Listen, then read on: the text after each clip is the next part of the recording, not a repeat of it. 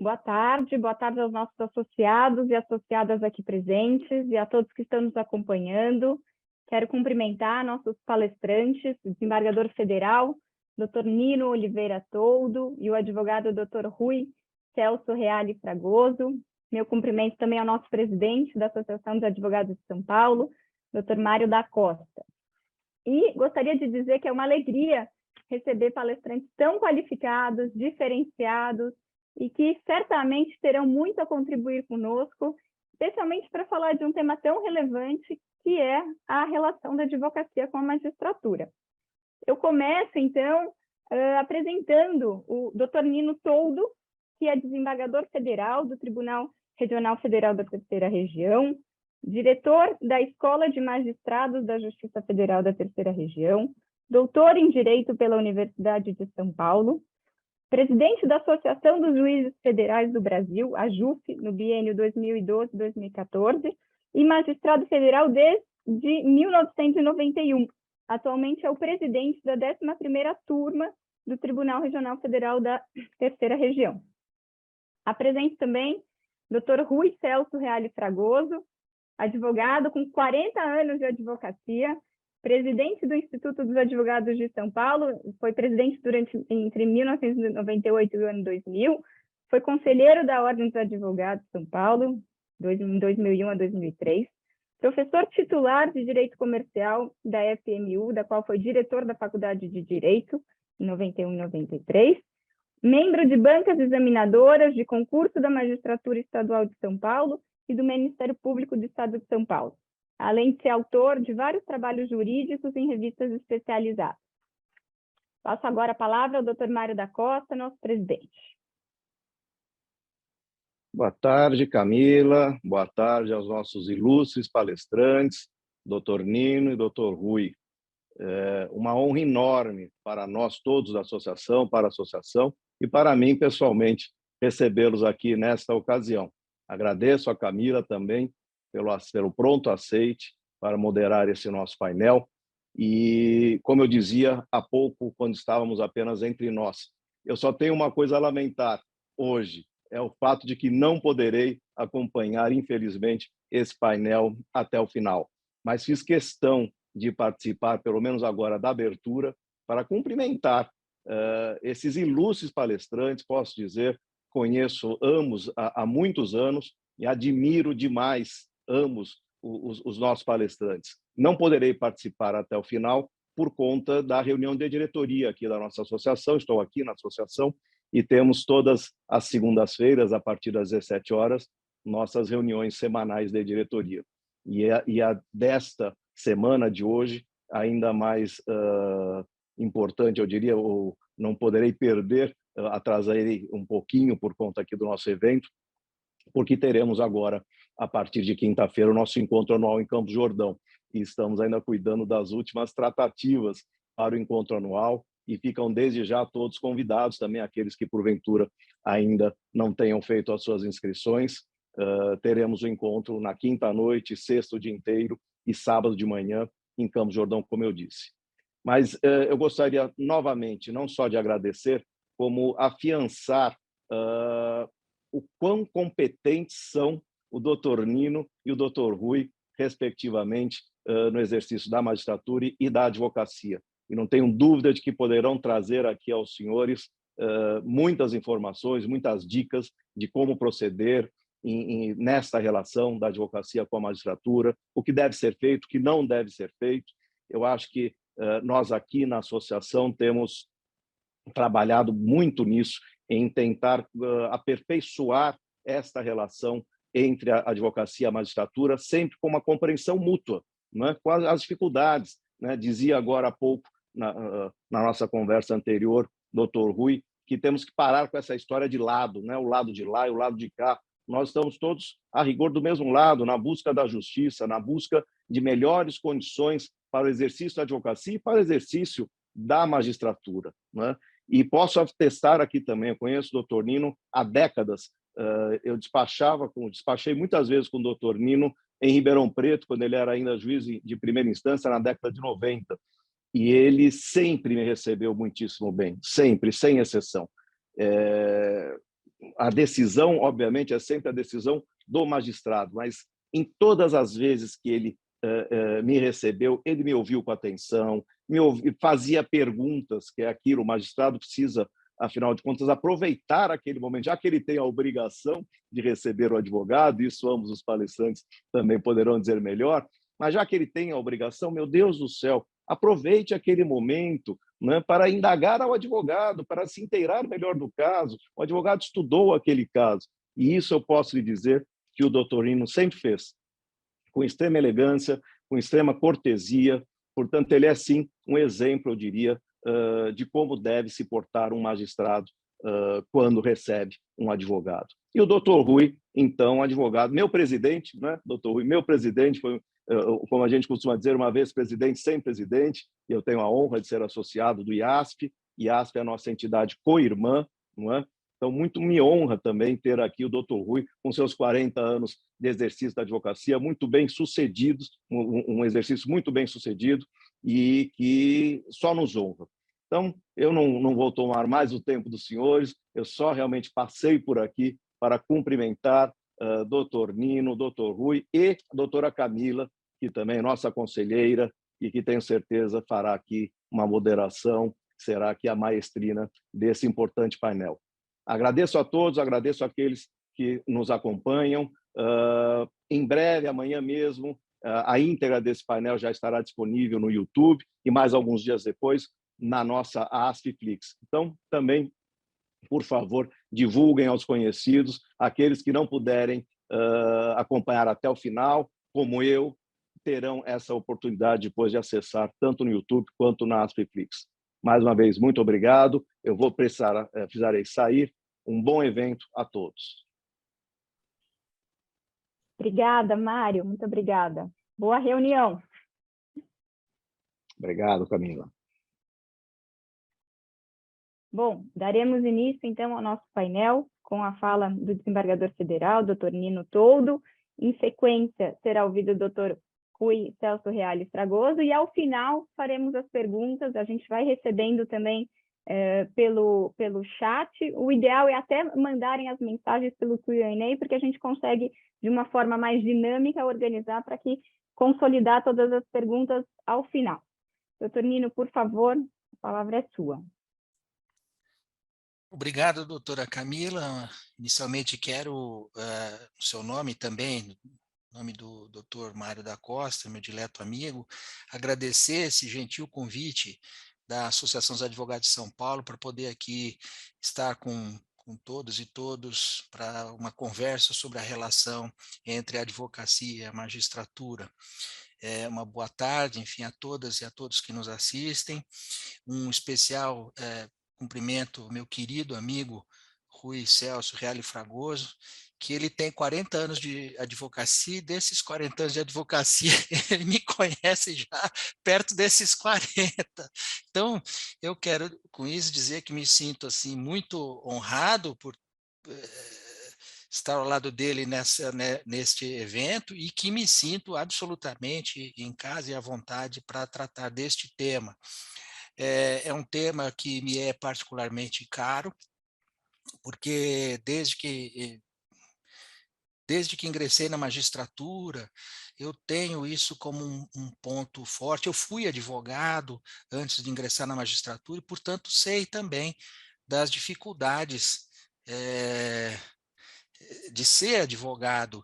E quando eu fui presidente da Associação dos Juízes Federais do Brasil, a AJUF, Rui, a nossa função como representante de classe é advogar.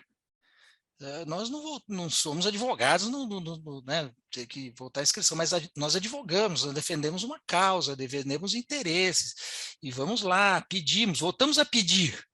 Um juiz na associação de classe não determina, não ordena, ele pede, e muitas vezes ali tive que, aquilo que ninguém gosta, mas usando o português claro, é tomar o chá de cadeira, né? Ficar ali esperando para ser atendido, expor, enfim, voltei a sentir na pele aquela dificuldade. Outra que me bateu também, quando eu presidi a JUF, matou aquela saudade, né? Porque uma vez advogado, a gente sempre tem aquilo no coração. E aí,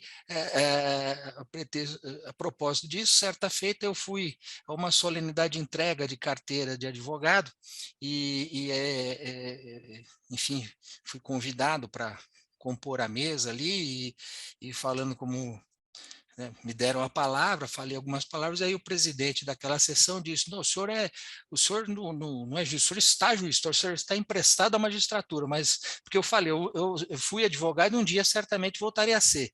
Ele falou, não, o senhor está emprestado à magistratura, o senhor é advogado. Então, o que quer dizer é que a gente tem também no DNA isso. A minha ideia para tratar desse tema, não é tratar, eu até não diria, doutora Camila, uma palestra. Eu não tenho aqui a pretensão de dar uma palestra, de ensinar, de tratar algum tema, mas trocar ideias e trocar principalmente experiências. A partir do tempo que a gente tem de exercício profissional, o que penso que o que a gente pode dar, especialmente acredito que haja muitos jovens advogados e jovens advogados assistindo, é dar um pouco da experiência dessa vida profissional que a gente tem, e talvez até uma ou outra experiência da vida mesmo. Então, eu parto do seguinte princípio, que, como disse, fui advogado antes, então, de ingressar na magistratura, eu fui e tive o privilégio de ser, no início da minha carreira, e a gente sabe, no início de carreira a gente pega qualquer causa, né? É importante é ter alguma causa para fazer. Então eu advoguei para pessoa física, eu advoguei para pessoa jurídica de direito privado, e advoguei para pessoa jurídica de direito público, porque eu fui procurador do Estado de São Paulo também antes de ingressar na magistratura. Então, são 3 ramos da advocacia completamente diferentes. Evidentemente não tenho a pretensão de ensinar o Padre Nosso ao Vigário para ninguém, sabemos as dificuldades que é defender uma causa de direito de família, uma causa de direito envolvendo disputas societárias e também a defesa dos interesses de determinada empresa, mas sei também da dificuldade de defender a fazenda pública, que são, enfim, coisas bastante diferentes e com as suas peculiaridades e suas dificuldades. Quando ingressei na magistratura, então, tendo isto, e aqui abro até um parênteses para dizer com todo o respeito àqueles que não trilharam esse caminho, mas eu acredito firmemente numa coisa, eu acredito que todo juiz deveria ter sido em algum momento advogado, antes de ingressar na magistratura. Eu digo isso com todo respeito, porque hoje os concursos de ingresso na magistratura exigem o cumprimento de cargo privativo de bacharel em direito, não necessariamente a advocacia. Mas a advocacia, ela traz essa experiência que só ela pode dar. E eu vivo dentro do meu coração a vivência da advocacia que tive, ainda que por pouco tempo, mas aquilo eu tive diversas ricas experiências naquele período. E, enfim, fecho o parênteses para dizer, é importante o exercício da advocacia, o que não faz também, evidentemente, não estou dizendo que só é bom juiz quem foi advogado, não é isso que eu estou dizendo, mas que é uma experiência rica para o exercício da magistratura. Então, quando exerci a magistratura, quando passei a exercer a magistratura, sempre tive em mente isto, que, por exemplo, o atendimento ao advogado é fundamental. Eu agradeço as palavras gentis do presidente Mário da Costa, mas o juiz, quando atende o advogado, não faz nenhum favor, ele cumpre um dever.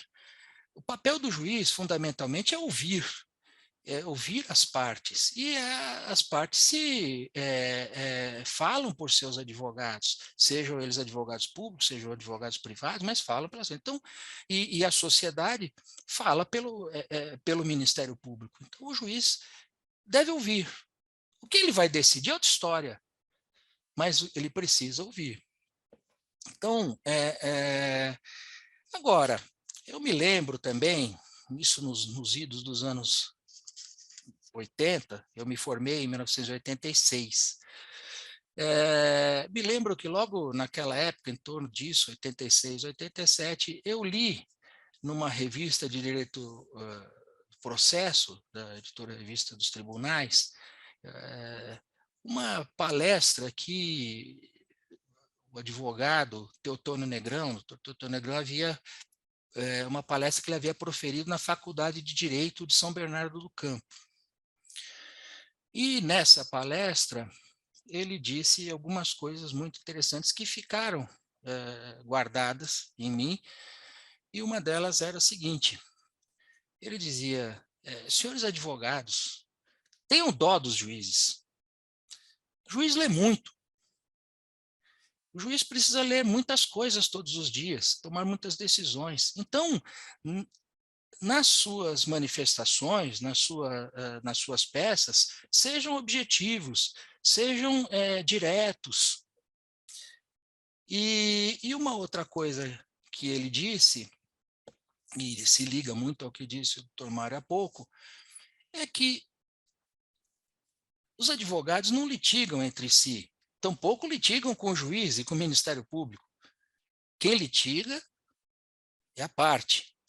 Então, nós não devemos transformar o nosso advogado ex-adverso num inimigo, muito menos o juiz. E, aliás, não é, daqui a pouco o doutor Rui Fragoso vai falar com muito mais propriedade do que eu, não se deve transformar o juiz num inimigo. Isso é um erro fatal, muitas vezes. Mas, fundamentalmente, a relação entre juízes e advogados é uma relação, aliás, nem fundamentalmente, ela é em tudo em si, na sua essência, uma relação humana. São seres humanos se relacionando ali.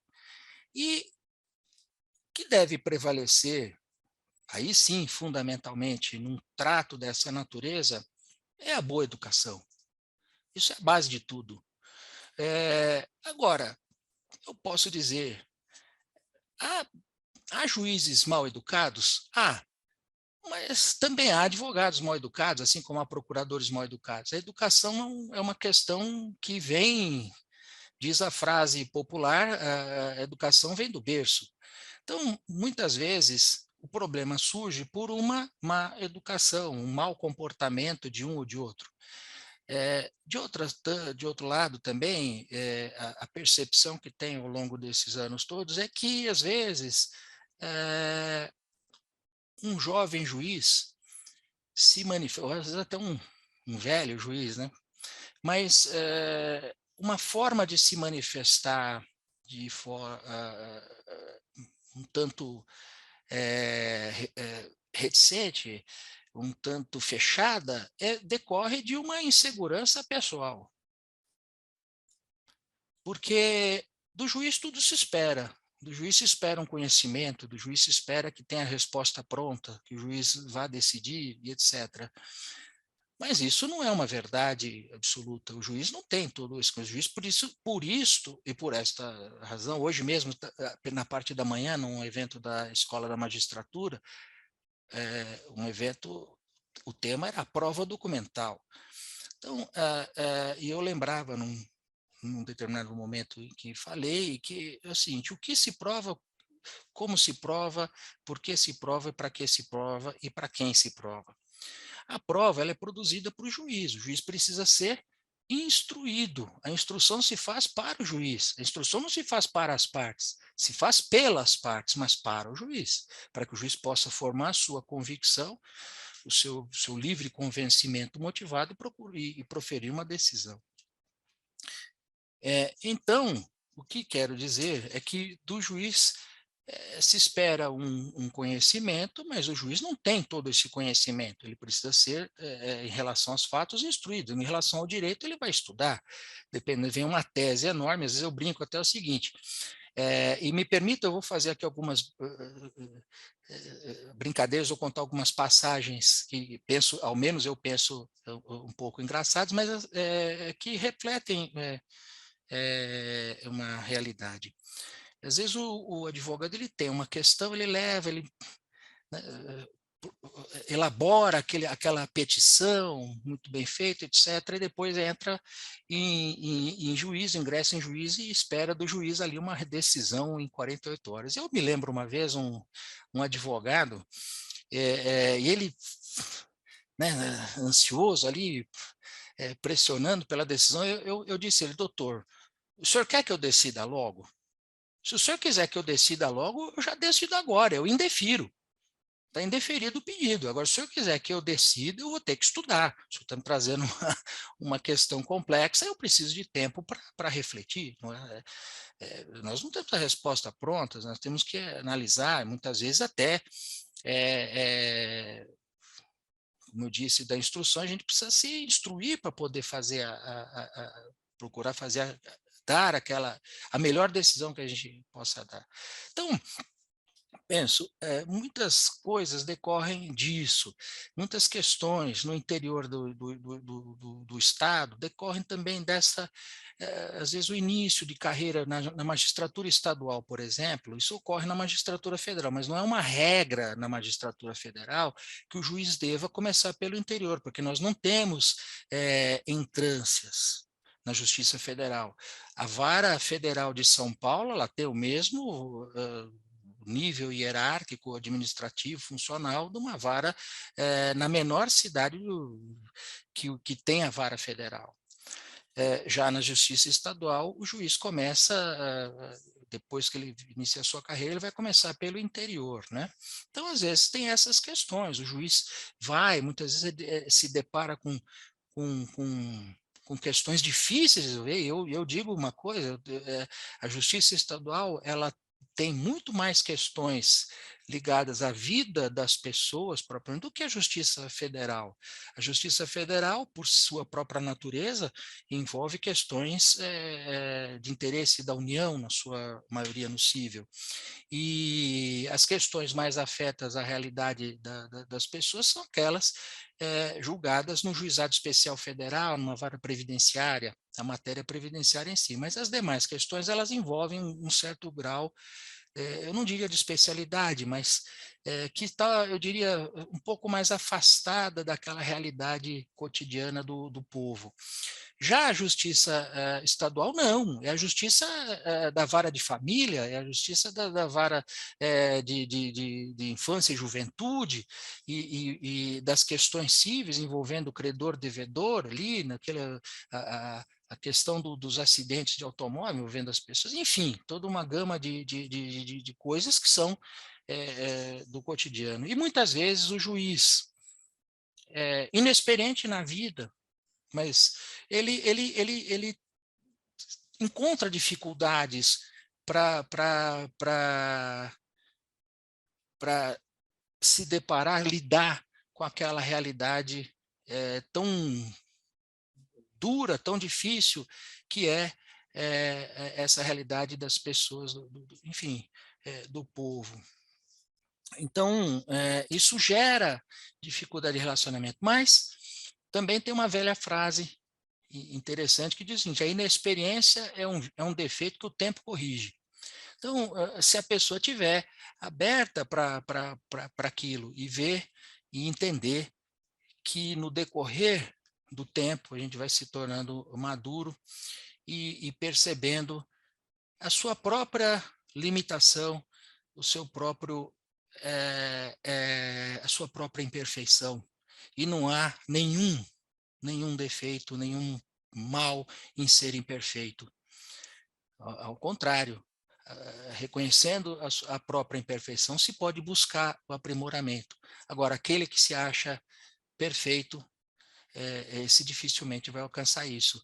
Então, quando eu dou cursos, participo de cursos de formação inicial de magistrados, eu sempre também alerto os juízes para um problema que pode acontecer. Cuidado com um vírus que existe que é perigoso, que ele dá uma inflamação no juiz que chama juizite.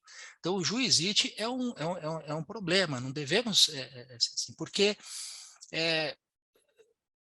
o exercício do poder é muito grande para o magistrado, né? Tanto que a gente aprende na faculdade, né, doutora Camila? O juiz não pede, o juiz manda, por isso que é mandado.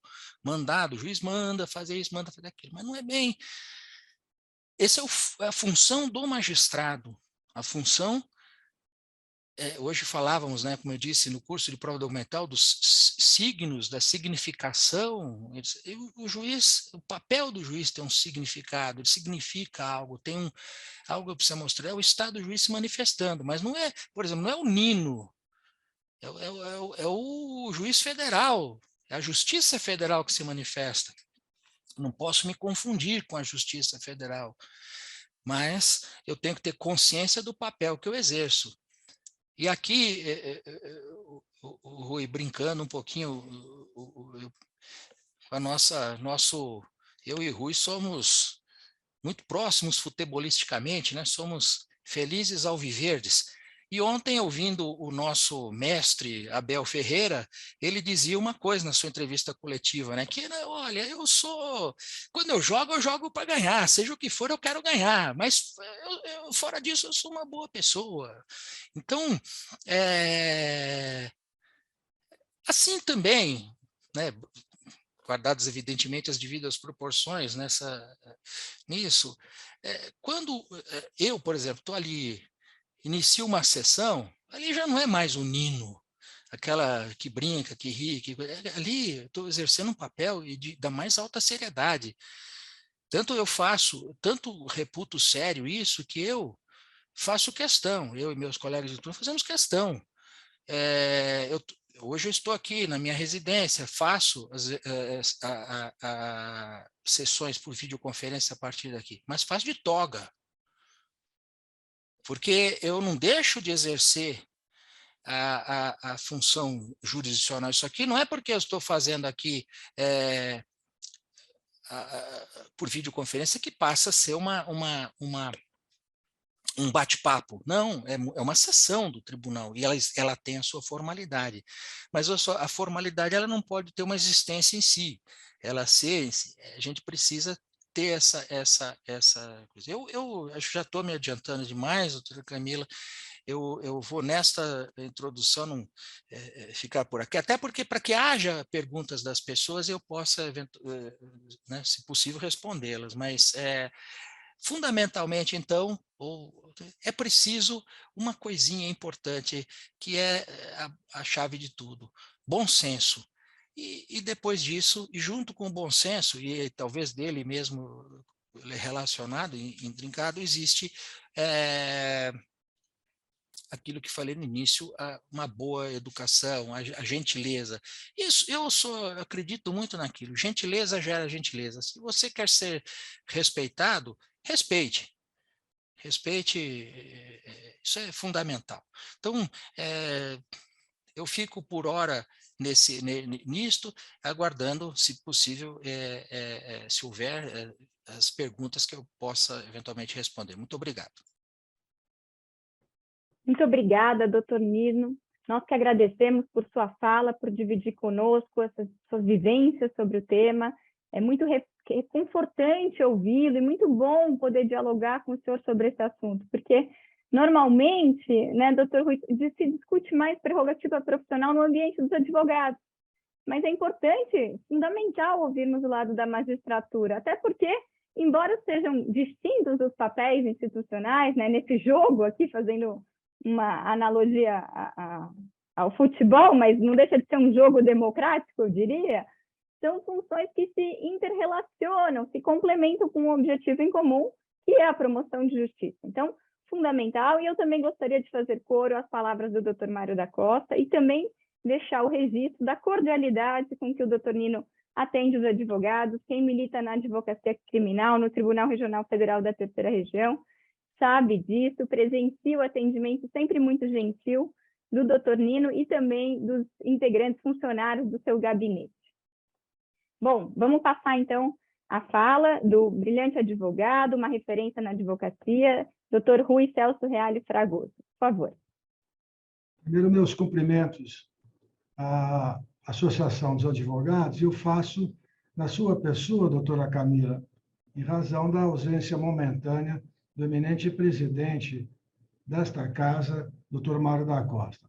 É fundamental que, além da Ordem dos Advogados do Brasil, a associação, pelo enorme prestígio, pelo número de associados que tem, o Instituto dos Advogados de São Paulo, mas a associação, nesse momento, trazendo um tema de grande importância para a advocacia, para os advogados e para a convivência harmoniosa com a magistratura.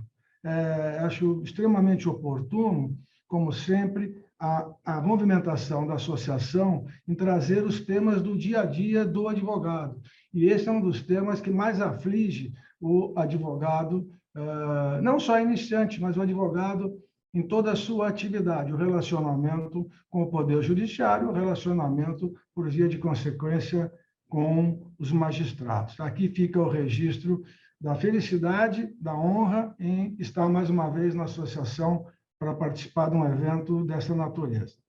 Eu queria iniciar, primeiro, é óbvio, um grande prazer estar ao lado do desembargador Nino Toldo. Eu conheço, como ele disse, há mais de 30 anos. Eu fiquei, assim, muito honrado, fui mencionado várias vezes, 40 anos de advocacia, né?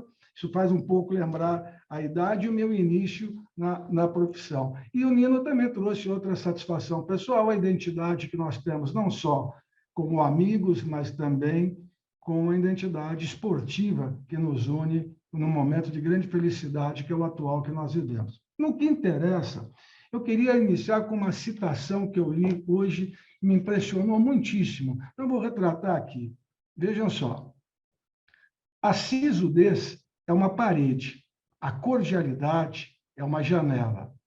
Excelência, estou aqui falando de assuntos importantíssimos, como são os da liberdade, da honra e da sobrevivência digna de um ser humano. Seja cortês, Excelência. De vez em quando, pelo menos para que nós percebamos que o senhor está em casa, apareça à janela. Essa citação é de Pietro Calamandrei, numa obra clássica, chama Ele, os Juízes Vistos por um Advogado, escrita há mais de 50 anos. Por isso, nós temos ideia que o problema que se enfrenta, ou que se busca discutir hoje, não é um problema recente do Brasil, nem um problema recente da advocacia de uma maneira geral. É um problema que, muitos anos atrás, aflige os advogados, o relacionamento com a magistratura e como isso pode se tornar produtivo, que é o que nós buscamos para a causa que nós estamos defendendo. Meu primeiro dever é exortar a todos aqueles que nos presenciam, eu soube que são muitos que estão presenciando esse bate-papo, como disse o Nino no início. Não temos pretensão de fazer uma palestra aqui, não, é não alimentar a expectativa de ouvir uma fórmula mágica de atuação de advogados com juízes, né? Mesmo depois de 40 anos de exercício desta, que é talvez a mais bela das profissões reservada ao advogado, com todo respeito à magistratura. Aliás, meu pai foi juiz de direito em toda a sua carreira, e eu tenho um enorme respeito pela magistratura, mas não deixo de, em todo momento, sentir o orgulho de ser advogado. Por isso que eu mencionei várias vezes, eu atingi 40 anos de advocacia. É uma coisa que me deixa muito orgulhoso ser só advogado durante esse período. Existem algumas premissas, né, que nós, advogados, sempre colocamos como motivo de nossa insatisfação com relação aos juízes, que, na verdade, é uma insatisfação com relação à prestação jurisdicional. O primeiro desses motivos, que aflige todos os advogados, é aquilo que parece ser óbvio. Quanto mais rápido for decidido o processo, melhor seria. Nós sabemos que não é bem isso que nós buscamos. Primeiro, porque não é um fenômeno exclusivamente brasileiro. Não é? Dou exemplo da Itália, por exemplo. Uma causa em primeiro grau leva 3, 4 anos. Quer dizer, Então, não é um reclamo, aqui no Brasil não anda nada, como se fosse fácil comparar com outros países. Nós sabemos que esse, portanto, não é um fenômeno exclusivamente brasileiro. Segundo, porque muitas vezes uma das partes tem interesse em utilizar todos os recursos possíveis, obviamente os recursos lícitos, não protelatórios, na defesa de seus interesses, o que torna o processo, evidentemente, mais longo. As partes recorrem constantemente na busca do que é melhor ao seu cliente. Né? Então, essa crítica que se faz também não é justa por essa razão. Terceiro aspecto que nós precisamos entender também, nós, advogados, é culpar a legislação. A legislação processual ela é muito complexa. Não é apenas isso, uma série de fatores que levam à morosidade da justiça. Desde a falta de número de magistrados suficientes, o aumento da litigiosidade, né, que existe, a falta de estrutura, muitas vezes, do Poder Judiciário. Enfim, nós estamos caminhando, nós estamos evoluindo para uma maior rapidez, mas, assim mesmo, aumentou muito a discussão em torno do judiciário. Aquilo que se propunha como fórmulas alternativas para resolver o problema do judiciário, não vai resolver. A arbitragem, a mediação vão diminuir ou vão ajudar, mas o problema do judiciário continuará a existir sempre, o excesso de demanda, até pela cultura nossa de demanda, de discutir, enfim, de buscar, através do processo, soluções que, às vezes, você poderia encontrar fora. Nós temos uma formação de litígio. As faculdades, pelo menos durante muito tempo, incentivavam o litígio. Não que incentivavam declaradamente, mas ensina você a ser um advogado de litígio. Atualmente, nós temos uma modificação nessa conceituação. O Nino disse uma coisa que é fundamental para o relacionamento entre advogados e magistrados. É a cordialidade. A cordialidade, ele disse uma coisa que é muito correta. Ela pode vir do berço. Mas, se ela não vier do berço, ela pode ser aprimorada no colégio e deve ser discutida nas faculdades. É importantíssimo que as faculdades de direito, especialmente quando tem a cátedra de prática forense, exponham que a cordialidade, a urbanidade, a civilidade, elas não são sinais de fraqueza do advogado, nem de submissão. Pelo contrário, o advogado jamais deve ser submisso à figura do magistrado, mas o advogado deve ter conhecimento da causa que ele está defendendo para poder, com argumentos legais, sem necessidade de uma agressividade excessiva, levar ao conhecimento do juiz aquilo que ele postula. Isso eu falo também da litigiosidade, e o Nino também falou isso, entre partes. Nós temos que entender que nós, advogados, quem discute como nível são as partes. Nós, advogados, apenas somos os instrumentos para a busca do direito, mas nós não devemos tornar o processo uma fonte de grosserias. E quando isso ocorre, infelizmente ocorre, uma das partes deve preservar a dignidade do processo. Ele citou uma lição que é chamada Linguagem do Advogado, que é uma palestra proferida pelo saudoso advogado, que foi presidente da associação, Teotônio Negrão, um paradigma de advogado, onde ele falava não só sobre a linguagem do advogado, mas a cortesia no trato. E eu repito, ser educado pode vir do berço, mas deve ser aprimorado na formação, especialmente pelas faculdades. Hoje nós temos um setor das faculdades que buscam levar uma formação que não é de disputa judicial, faculdades com uma visão diferenciada, mas aqueles que optarem por ser advogado, quer de sociedades de advogados, quer nos escritórios com outros colegas, quer na advocacia pública, enfim, eles devem lembrar sempre que a cordialidade, o respeito, fazem parte da atividade do advogado. E eu acredito que o advogado, quando postula apenas litigando do direito, sem necessidade de uma agressividade, de ironias tolas, de comparativos sem necessidade nenhuma com o processo, ele demonstra muito maior conhecimento. Outro aspecto que eu acho importante nós enfatizarmos é que, se de um lado, nós, advogados, devemos ter o cuidado com uma série de situações para que nós possamos agir corretamente. Há também os excessos praticados pelos magistrados, não é? Por exemplo, eu entendo inadmissível que o magistrado de primeiro ou de segundo grau se não atenda ao advogado, né? Também sei do número de processos que um juiz tem para decidir, que um desembargador tem para decidir, mas desde que se encontrem soluções que possam ser compatibilizadas, né? Por exemplo, um dia ou 2 dias da semana que ele atenda os advogados, pré-estipulando, né, horários para que ele possa fazer isso, não impedir o acesso do advogado, ou outras situações piores, que são alguns magistrados que, para receber o advogado, exige a presença do advogado da outra parte, como se isso fosse viável e razoável, transformar ali um debate que antecipe o julgamento final. Quer dizer, são questões que precisam ser conscientizadas pela magistratura. Nós, advogados, sabemos do número excessivo de processos que são enfrentados e decididos pelos magistrados. Mas os magistrados devem saber que nós estamos levando o reclamo dos nossos clientes. Tá? Hoje em dia, outro aspecto muito importante é o número excessivo de sustentações orais que existe. Nós sabemos, eu tomei conhecimento através de uma ilustre desembargadora, a sessão, última das sessões que ela participou, tinham 45, 50 sustentações orais.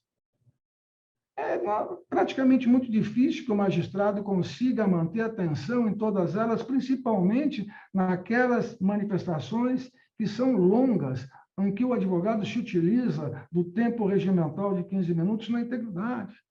É preciso lembrar ao advogado que, às vezes, sendo breve, ele terá mais força na sua sustentação.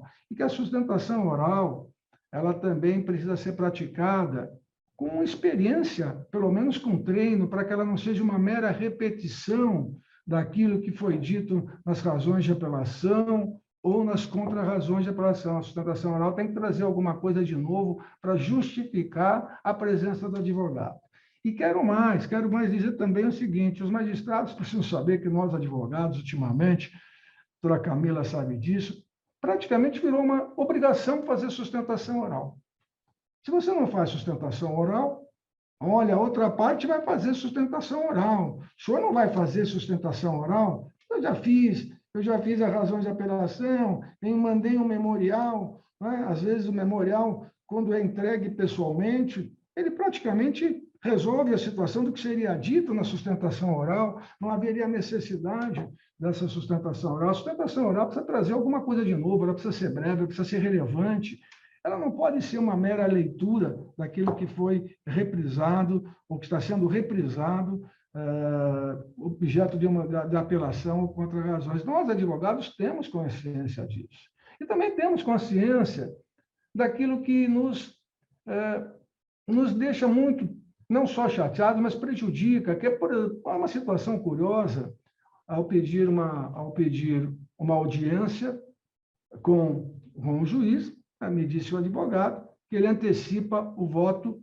ou antecipa o despacho, geralmente liminar, tutela antecipada, para não receber o advogado.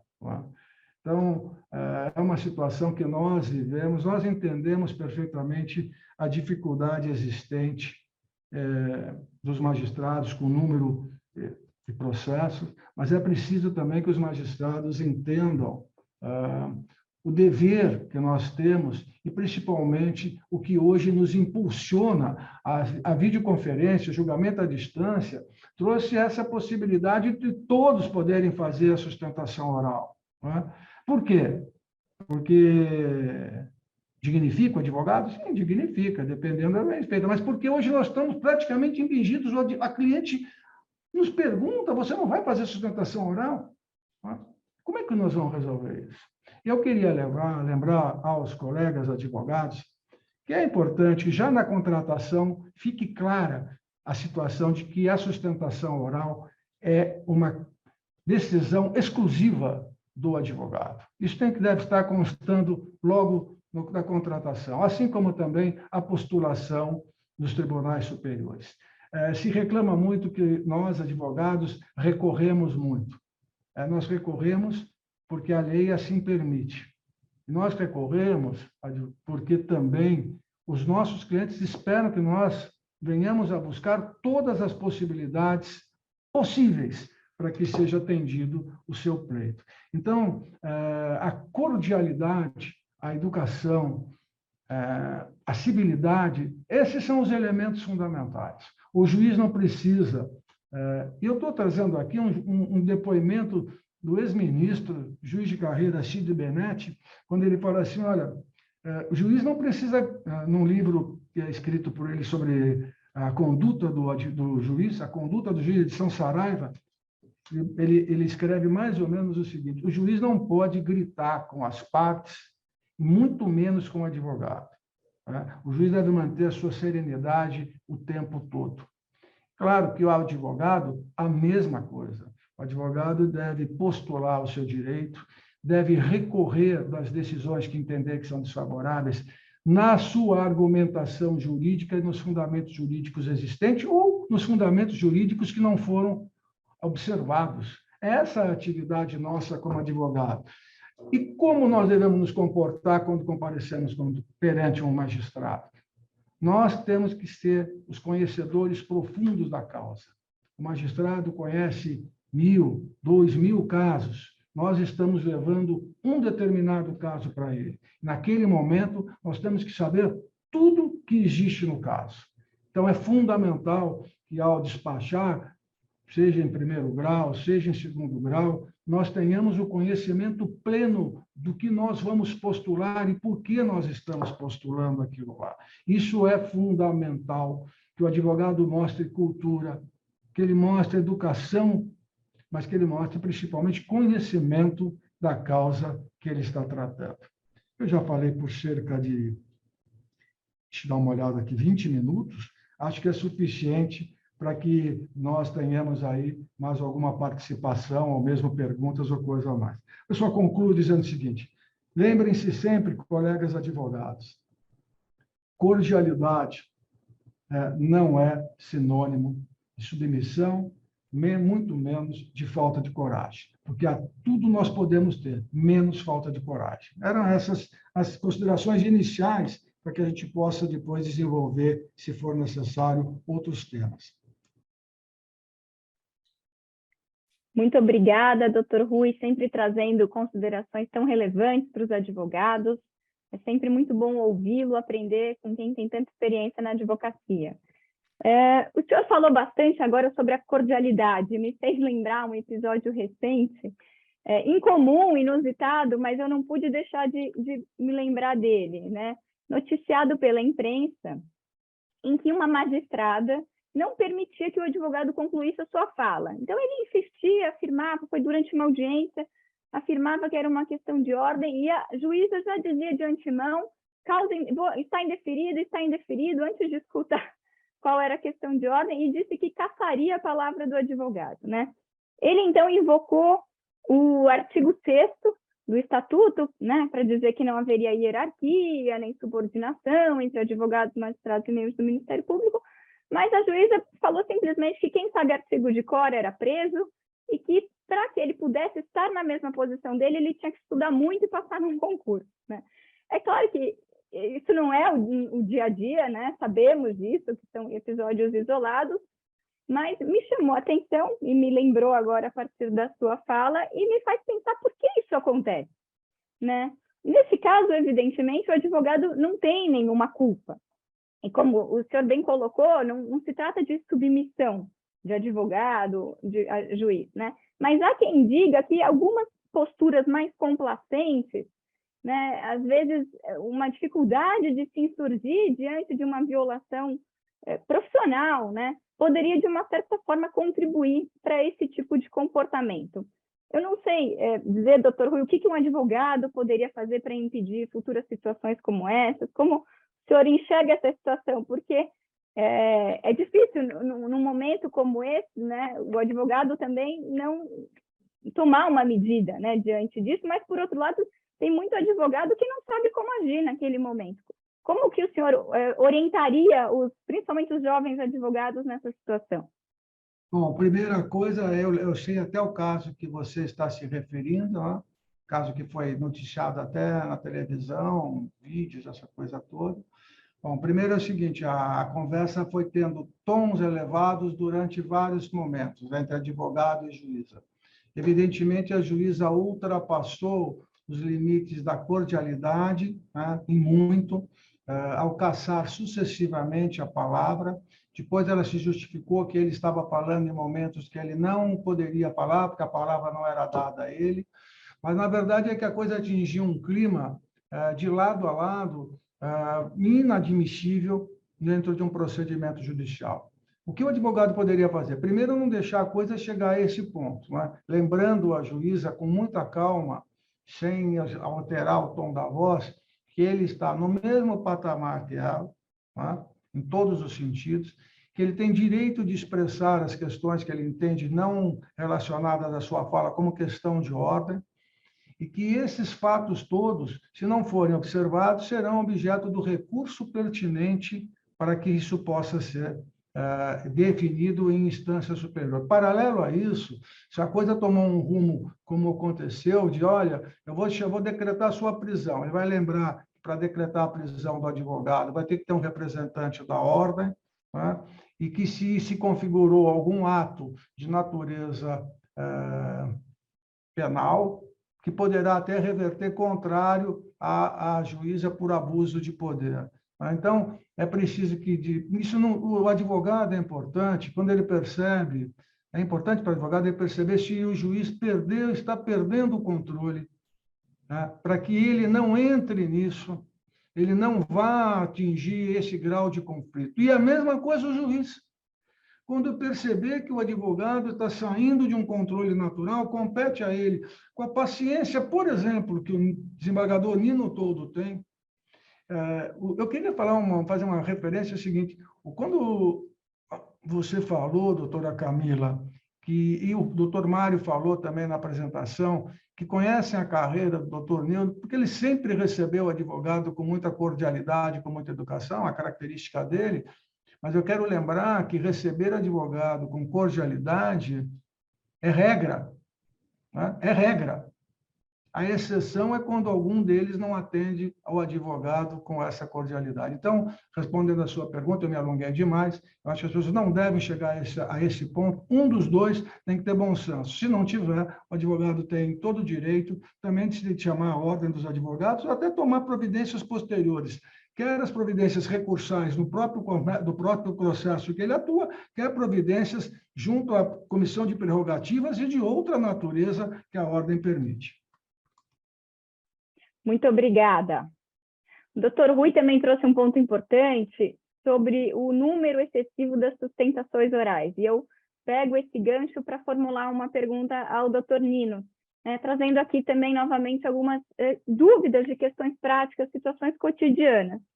Porque muitas vezes o advogado tem dificuldade para despachar com o magistrado ou tem a impressão de que o juiz fica incomodado quando um advogado pede para ser recebido, né? Evidentemente não é o caso do doutor Nino, já sabemos disso. E nós sabemos, por outro lado, que há uma profusão de decisões monocráticas cada vez mais frequentes, que impedem que o advogado sustente. Então, o advogado impetra um habeas corpus, por exemplo, tem um parecer, imediatamente sai uma decisão monocrática e o advogado não tem nem a chance de escolher se quer sustentar ou não dá nem tempo de pensar. E aí eu gostaria de ouvi-lo, doutor Nino, como o senhor enxerga essa situação? E complementando essa pergunta, né, até na linha do que o doutor Rui falou, que há casos que não tem necessidade de sustentar, às vezes um memorial pode ser absolutamente suficiente, né, até porque depois da 10ª sustentação oral, cada uma com 15 minutos, imagina como que um julgador vai ter condições de prestar atenção nisso, né? Então, a minha pergunta é, né, despachar, entregar memorial, fazer sustentação oral, são providências que efetivamente fazem a diferença no momento do julgamento? O senhor entende que essas medidas são fundamentais, uma substitui a outra? Qual é a sua visão sobre isso? Obrigado, doutora Camila. Eu acho essa pergunta muito importante, muito interessante. Até eu tinha anotado aqui para falar um pouco sobre o que disse o doutor Rui, mas antes eu gostaria de dizer uma coisa, que eu agradeço evidentemente as referências elogiosas minha, como eu recebo os advogados, mas eu quero dizer que eu não faço nenhum favor. Eu reafirmo o que eu disse no início, é necessário ter educação no trato.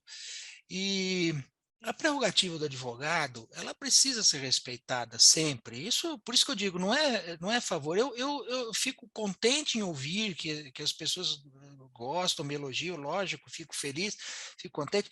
Mas, de outro lado, eu fico triste se eu saber se isso for uma exceção, isso me entristece, porque, como disse o doutor Rui, isso é a regra. Não se espera outra forma. Uma conduta como essa que foi narrada, e aqui não quero entrar em análise de situação concreta, mas é uma situação que foi mencionada aí, que se perdeu o controle do que estava acontecendo de ambas as partes. Não quero dizer quem tem razão, quem está certo, quem está errado, não é esse o ponto. Eu já vivi situações, graças a Deus foram poucas as situações que vivi de grande dificuldade dentro de uma audiência e em alguma sessão no tribunal, mas já houve. Agora, é preciso ter ali. Eu me recordo, apenas para falar, uma vez um advogado começou a se exaltar, eu falei, calma, doutor, calma, vamos dizer uma coisa. Que eu saiba, eu disse, até onde eu sei, quem preside a audiência é o juiz sou eu. O senhor vai ter a palavra, o senhor vai se manifestar, mas no momento próprio. Não pode interferir na fala do outro advogado, etc. E já tive uma situação concreta de julgamento de uma causa de uma advogada trabalhista que teve lá uma intercorrência qualquer com o juiz da causa e acabou havendo ali até um processo criminal que eu julguei, não é o caso de contar a história aqui, mas são situações que, analisando ali friamente, poderia ter sido tudo evitado. Em algum momento faltou o bom senso, em algum momento faltou a pessoa, e vai saber o que aconteceu, se o juiz estava num mau dia, se tinha brigado com a esposa, etc., o marido, o filho, o advogado também, misturou tudo e ali deu o problema. Então, mas, dado aquilo que tudo que se representa ali, é preciso ter fundamentalmente bom senso. Em relação às sustentações orais de despacho com o juiz, esse é um ponto que acho que é importante, uma dica, digamos assim, decorrente dessa experiência profissional, que o doutor Rui já antecipou. É preciso objetividade. Aquilo que o Teotônio Grão falava nos anos 80 do século passado, hoje é uma realidade premente, nós precisamos de uma necessidade premente. Eu às vezes vejo, eu recebo, eu tenho uma forma de proceder que até a pandemia trouxe isso como ao meu ver, como uma evolução. Porque, por exemplo, o que nós estamos fazendo aqui, utilizando um meio de videoconferência, então, eu acho que é muito mais fácil para o advogado despachar por videoconferência do que, eventualmente, ir se deslocar pelo menos até o tribunal ali para conversar. Então, eu nunca fiz questão do agendamento para atender. Advogado, eu estou ali no fórum, estou ali no tribunal, o advogado pode falar, se eu não tiver com alguma coisa muito urgente ele fazendo, vou atender na hora, ou então aguardo um pouco, vou atender. Mas depois, eu adotei o sistema de agendamento porque é muito mais fácil. Eu só agendava se a pessoa vinha de fora. O advogado vinha de Campo Grande, do Rio de Janeiro, de Brasília, ou de qualquer lugar que fosse, ele ligava, pedia. E às vezes até pedia para minha assessora, dizer, mas o que o senhor gostaria de falar? Tem alguma coisa? Porque às vezes ele adiantava o serviço, olha, não precisa nem se deslocar aí 500 quilômetros para vir falar aqui, a gente resolve. Entra com a petição assim assado e tal, já resolve. Então, para evitar aquele deslocamento, às vezes desnecessário do advogado. Mas o agendamento e por videoconferência tem dado um resultado satisfatório. Então, eu agendo num dia da semana, que é o dia que eu menos tenho outras coisas no tribunal para fazer, mas quando é urgente, porque na maior parte das vezes o despacho não é urgente, essa é uma verdade, mas quando tem um despacho urgente, que é réu preso, etc., aí a gente encaixa em qualquer outro horário, o horário que for vai ser atendida a pessoa, o advogado, no caso. Mas muitas vezes o que eu vejo, doutora Camila, o advogado marca, despacha, aí ele, às vezes eu até brinco com o advogado, eu me permito essa brincadeira, quando ele fica lá, fala 15 minutos no despacho, E aí eu digo, doutor, o senhor não vai fazer sustentação oral, vai? Aí ele falou, não, eu pretendo. Eu falei, porque o senhor já gastou seus 15 minutos. Ele vai ter 15 minutos para isso. Então, vejam só, pensem comigo, ele fala 15 minutos com o relator, 15 minutos com o revisor, 15 minutos com o terceiro juiz, depois fala 15 minutos na sessão. É uma hora. Será que há necessidade disso tudo? Então, vejam, é preciso objetividade. Então, às vezes eu me lembro um caso de um advogado, chegou na tribuna e fica aquela... Eu imagino que ele estivesse no júri. Então, que ele pensou, estou no júri aqui. Então, começou a elogiar o A, o B, o C, que ele tinha sido procurador de justiça, que não sei o quê, que não sei o quê, que não sei o quê. Foram 12 minutos de peroração. Quando ele começou a falar, já tinha esgotado o prazo. Aí a presidente da turma falou, doutor, seu prazo já se esgotou. Não, mais 1 minuto eu já termino. E aí eu queria continuar. Quer dizer, para quê? Para quê? Mas já vi sustentações que o advogado, aliás, no caso, uma advogada muito... achei maravilhosa a sustentação oral dela. Ela disse o seguinte, excelências, a apelação tem 5 pontos. 5 aspectos. Mas eu gostaria de destacar 2 aqui. E ela destacou aqueles 2 pontos, utilizou 5 minutos do seu tempo para destacar 2 pontos importantes. Porque também digo o seguinte, se o advogado, quando vai a uma sustentação oral, e se um juiz pede vista, eu considero que já houve um grande passo dentro da sustentação, ainda que depois não vença, mas ele suscitou uma dúvida no julgador, e que falou, o jogador pensa, porque muitas vezes eu ali estou prestando atenção na fala do advogado, e eu vejo, nossa, isso aí isso aí é importante, faz um sentido, isso daí tá... Aí eu fico, se eu tenho dúvida, eu pego e peço vista, não tenho nenhum problema em pedir vista, porque eu conheço, há colegas meus que ficam chateados se alguém pede vista nos processos dele, então, e aí justifica, não, isso é uma prerrogativa que eu tenho, eu só posso julgar se eu tiver convicto do que eu estou fazendo, então, eu quero dizer que o advogado, a advogada, na hora de fazer a sustentação, na hora de despachar, tem que ser muito pontual. Eu vou dar uns casos, acho que o caso, lembro, uma vez, dois pequenos casos. O advogado, era um jovem advogado, e ele foi falar até uma causa muito... Ele tinha uma boa causa, não vou aqui contar qual era, mas era uma boa causa, era matéria cível. E ele ele falou da cláusula, não, porque a cláusula terceira, item 8º, eu falei, doutor, o senhor me desculpe interromper, mas o senhor não citar a cláusula do contrato,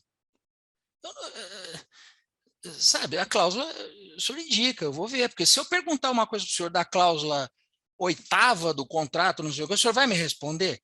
Aí ele falou assim, eu vi que era um jovem, por isso que eu tomei essa liberdade de falar com ele. Falei, doutor, o que o senhor quer? O que o senhor pretende dizer? Não, até brinquei com ele, falei, doutor, tempo de televisão, tem que ser rápido. O que o senhor quer? Aí ele falou, em 30 segundos ele falou o que queria. E aí eu brinquei até com ele, falei, doutor, tá vendo? Em 30 segundos o senhor falou tudo. Não precisa, mas porque aí ele foi no ponto da causa. E ele venceu, foi dado provimento ao recurso que ele havia interposto. Então, mas não é por causa dos 30 segundos, é porque a causa, como eu disse há pouco, era uma boa causa que ele tinha, mas para despachar, precisa ter essa objetividade. Por isso que eu lembrei daquela lição do Teotônio Negrão, porque assim, tem um dó dos juízes, porque é aquilo, o Rui falou ali outro dia, uma sessão com 40 sustentações, faço as contas, 15 minutos para um, 15 minutos para outro, como isso? Nas sessões da nossa turma, lá no tribunal, a gente pede objetividade na medida do possível, porque há muitas sustentações, etc. Muitos advogados, a bem da verdade, e do Ministério Público, né, os membros do Ministério Público, eles têm essa compreensão e procuram ser bastante objetivos. Alguns utilizam os 15 minutos, o que quer dizer que há causas que podem demandar mesmo os 15 minutos. Mas há muitas causas, e digo com toda sinceridade, a grande maioria delas não precisa dos 15 minutos de sustentação oral. Não precisa de todo esse cuidado. E aí eu não entro, doutor Rui, o cliente impele. Eu sei, às vezes o cliente acha que se o juiz, se o advogado não for fazer sustentação oral, então ele não defendeu. Então, mas a verdade é essa, muitas causas, um bom despacho com o juiz, que não precisa também falar demais, né? Pontual, mostrar ali, às vezes leva um memorial bem feitinho, e memorial também, a bem da verdade, memorial é simples, 3 laudas, 4 laudas. Um dia o advogado trouxe um memorial para mim de 50 laudas, eu falei, doutor, desculpe, eu não tenho condições de fazer essa leitura até amanhã na sessão, com documentos, estava muito bem feito, muito bem elaborado mesmo, mas é preciso ter essa compreensão da limitação que o juiz tem no exercício da sua função. Então, o que eu diria, eu vejo que o tempo está passando aqui, como uma dica, né? Algo prático para os advogados. Lembre sempre disso, pontualidade. Desculpe, objetividade, não pontualidade. Pontualidade também é bom, da parte do juiz também. Eu procuro sempre ser pontual nos meus despachos, né? E sempre que vou atrasar ou não vou conseguir atender, eu peço para avisar a pessoa com antecedência. Mas assim, não é esse o ponto. O ponto é objetividade, seja objetivo, seja direto. O que interessa efetivamente o advogado, por exemplo, desculpe, chega ali olha, eu queria despachar, a denúncia é inepta. Poxa, mas já houve julgamento, se já foi tudo, não há mais que se falar inépcia da denúncia, é jurisprudência pacífica no Superior Tribunal de Justiça. Então, é o ponto, o que interessa para ser decidido ali, para se chamar a atenção, diz, olha, eu gostaria de chamar a atenção para este ponto aqui, X. Aí o juiz vai dar atenção naquele ponto. E especialmente, né, se for matéria fática, ao fato.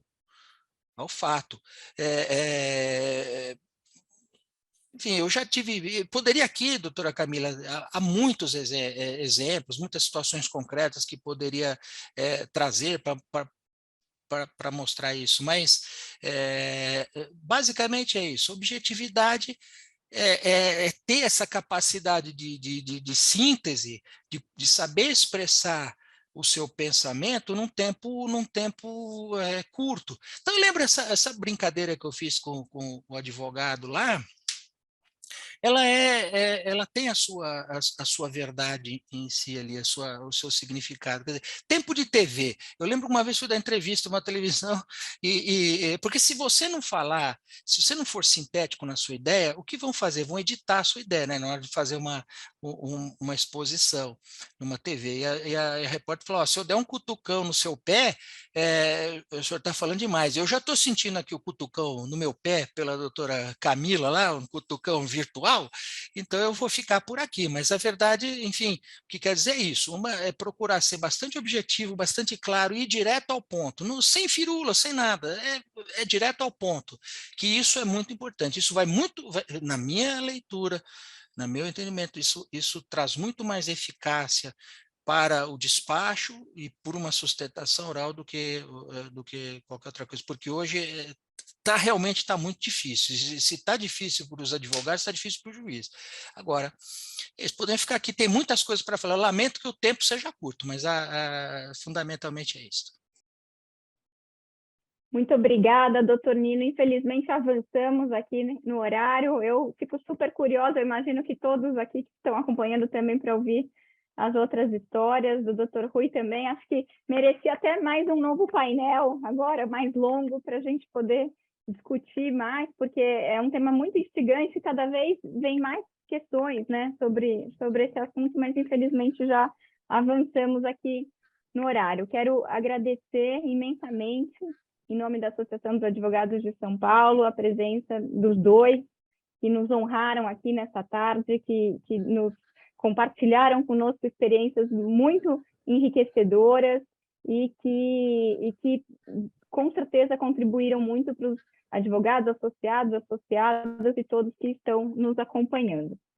Então, quero deixar aqui meu cumprimento para o doutor Rui, para o doutor Nino, meu agradecimento em nome da associação e a todos os presentes que também participaram aqui do nosso webinar.